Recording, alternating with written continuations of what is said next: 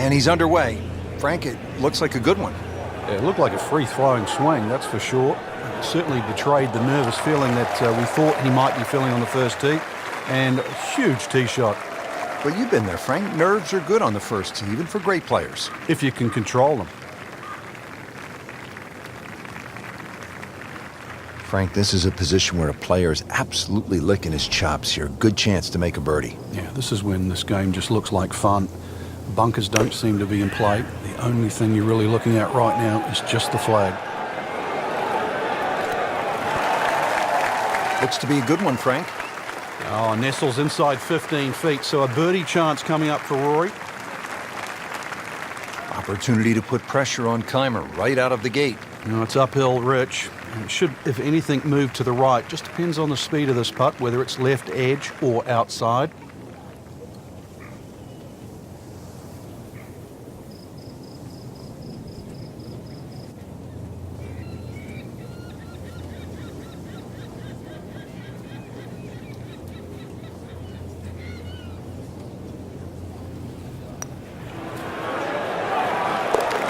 Birdie straight out of the gate.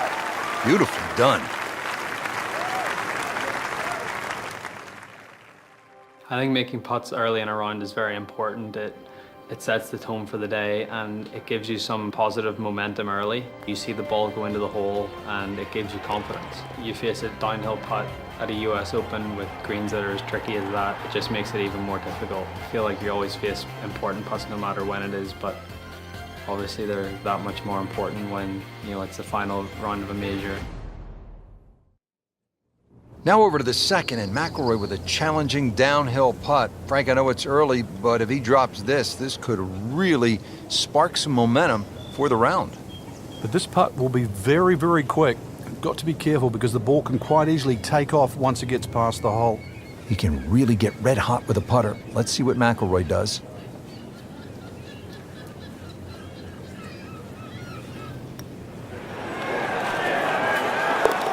Down on the bottom of the barrel. Good start for Rory McIlroy. Back-to-back birdies. After an impressive drive, Rory just 165 yards out, faced with this uphill approach shot. He's going to play closer to about 175 yards though, Rich, because of that uphill. So probably an extra club. But Rory, even though he grew up in Northern Ireland, where it's windy, is a naturally high ball hitter.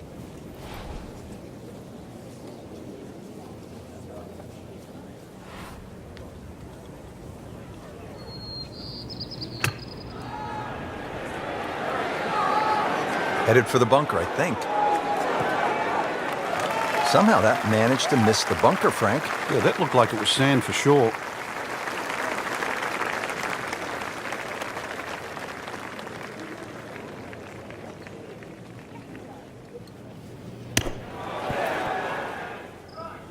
No, it's a good strike.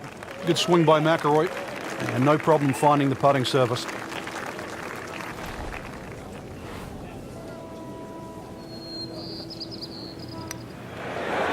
Almost. Wow. Oh, you can see the frustration. Almost kicked his putter head right there with a drop shot here at the fourth. He was fooled a little bit on that one, Frank.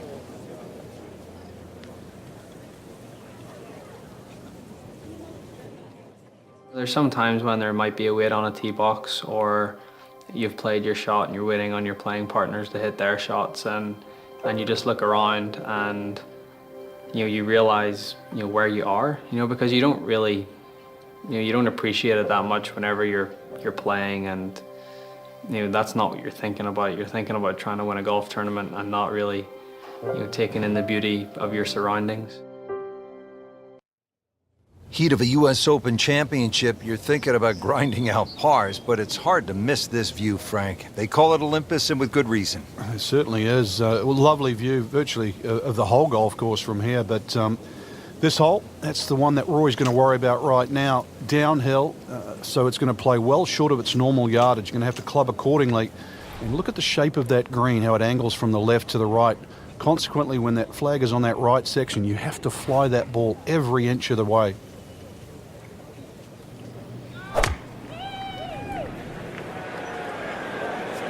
Safely on deck.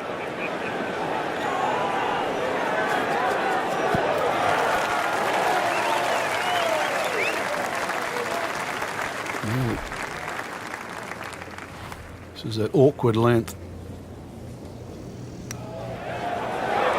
That's a birdie for McIlroy. He's just so explosive.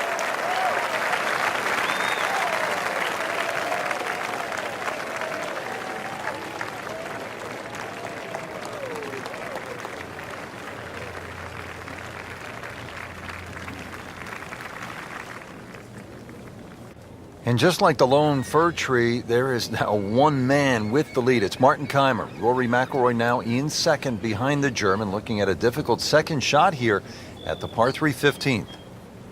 Rory facing a very difficult flop shot. It's going to be risky having to get the ball up so quick with very little green to work with.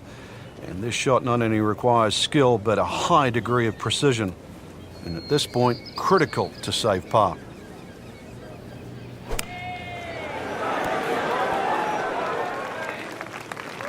Solid play, heart of the green.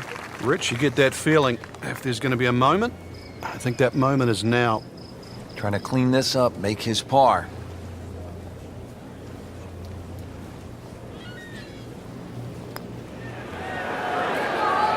Well, that's just a poor putt, Frank, and now let's hope he doesn't make Michael Dublé. He's hardly going to be singing after that one. Oh, man.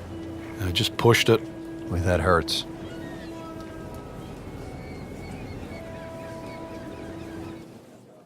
Final few holes to play, especially of a major championship like the US Open. You know, it's what you've worked so hard for. It's what, you know, you've put all those hours of practice in for, and you know, this is your moment. This is your moment to see what you've got against the best players in the world and test yourself at the ultimate level. There's obviously a lot of pressure. You know, you don't want to let an opportunity like this pass you by. You don't want to let it slip. So to stay really focused, really concentrated, try to take one shot at a time, try and put the result out of your mind, control what you can control. But saying that, it is difficult with so many things going on around you, whether it be the crowd or it could be the person that you're going up against. You know, there's so many things that you can't control, but you know, the things that you can control, that's what you have to concentrate on, and that's what you have to try and, you know, do to the best of your ability. And if you can do that, that's what gives you the best chance to try and win a huge tournament like the US Open.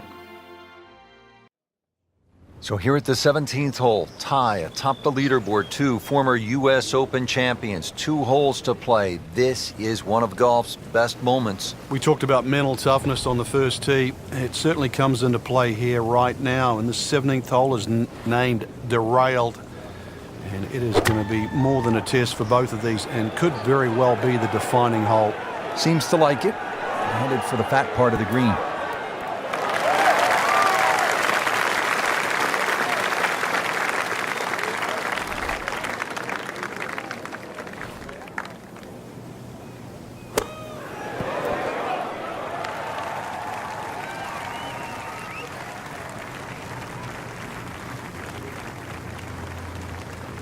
Now McIlroy cleaning up here at 17.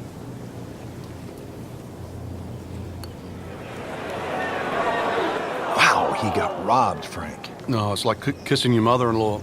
Not going so well for him. He has this for bogey. So not his best work. He'll walk away with a bogey. 1 hole left to play here at the US Open Championship, and it all comes down to this, Frank. What does Rory need to do off the tee? Considering it's a par 5 finishing hole, Rich, you would think that one of these two great players is going to make birdie. So for Rory, he's going to have to be the guy to make it first. He has the honor. What a great drive on the final hole. You know, Rich, so often we associate US Opens with just a straight slog, par after par, but this is a real treat. Keimer at his best, McIlroy at their best, playing anything other than US Open style. This is a totally different generation. Brilliant golf by the 2 Europeans. Frank had hit the green, but just didn't have enough backspin. You wonder what he's thinking on that. He'll need to be strong with this.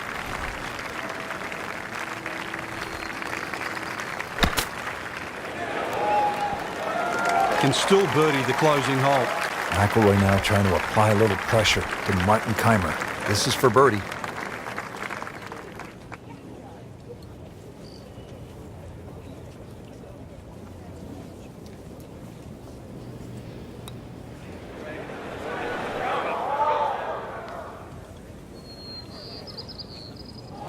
Speed wasn't bad on that long putt, but the read wasn't very good. Rory McIlroy looking to take advantage with this putt. Didn't go in, Frank, but not a bad effort. And getting ready for the putt. How did that not go in? Frank had the touch of a plumber right there. Yeah, you'd like a redo, wouldn't you? Wake up, wake up!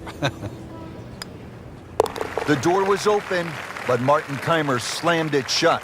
Kaymer, the U.S. Open champion yet again. It came down to the final hole. Kaymer really put on a show. This will forever be remembered as one of the best finishes in major championship history.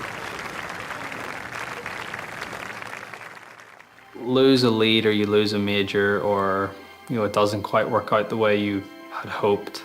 At that moment in time, there's obviously a lot of disappointment, but I think that passes, and you use that as motivation for the next one. And that's the only way you can view it. You can't feel sorry for yourself, or you can't get down about it, because what's happened's happened. The past is the past, and you move on. But you use it as motivation not to let it happen again. My toughest loss was the 2011 Masters, when I had a 4-shot lead going into the final round, and you completely blew up on the back nine. It was a very tough moment for me. It was very disappointing, but I used that as motivation to say to myself, that's not going to happen again. That's not the player I am. That's not the player I want to be. I used it in a way that 70 days later, I won my first US Open and my first major. So sometimes disappointments can be catalysts for good things to happen in the future, and it's just how you react to it. And I feel like, if you react to your disappointments in the right way, they can be very beneficial.